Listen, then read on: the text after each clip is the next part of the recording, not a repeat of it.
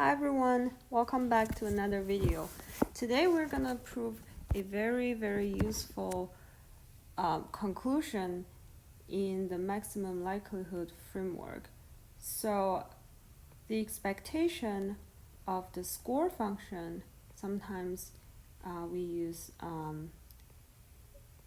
lowercase l to denote the score function, or in some other textbook you might see this s for the score function. So the expectation of that is actually equal to 0. Of course, here I omit some of the important regularity conditions because I don't want to get into that much details. For an intuitive understanding and the semi-rigorous proof, we can just ignore the regularity conditions and assume that they hold. Okay, let's get started. So again, what is this score function? Score function is essentially the derivative of log likelihood function. Usually we use the uppercase L to denote likelihood itself, and after taking the log, natural log, we get the log likelihood part. However, this score function is actually the derivative of this log likelihood function with respect to theta. So that's the first derivative. Okay, let me give you the definition of expectation.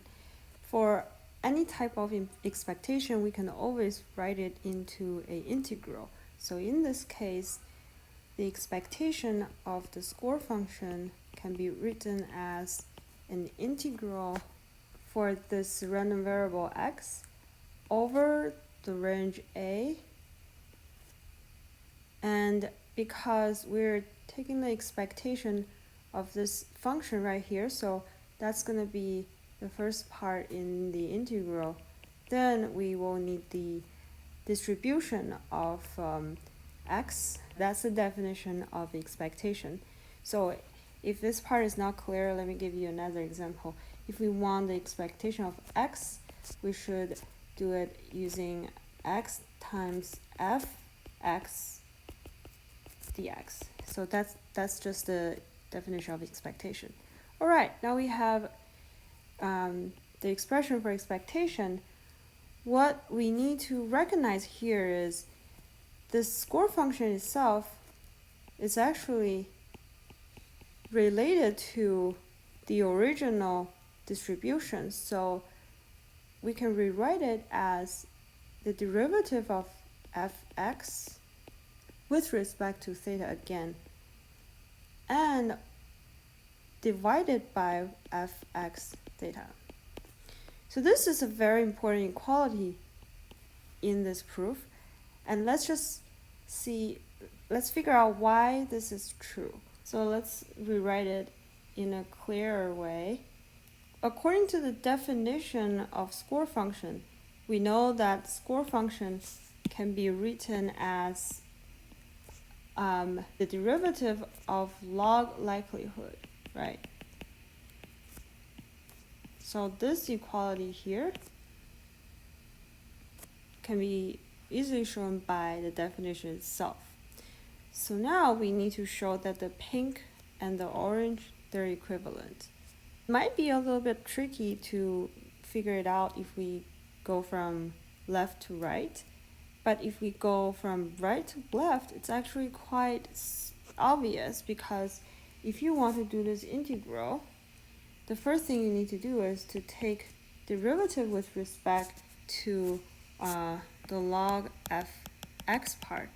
And we know that this is, according to chain rule, it's going to be equal to 1 over fx theta, because that's how the derivative of log works. It's 1 over itself times the derivative of dfx theta d theta.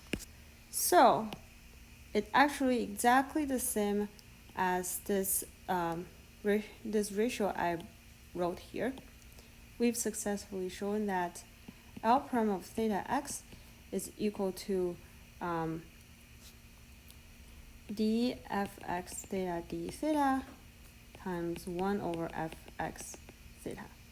Okay, so since we have this conclusion, we can continue the expression of the expectation itself, because remember our goal is to show that the expectation of the score function is actually 0. So let's continue.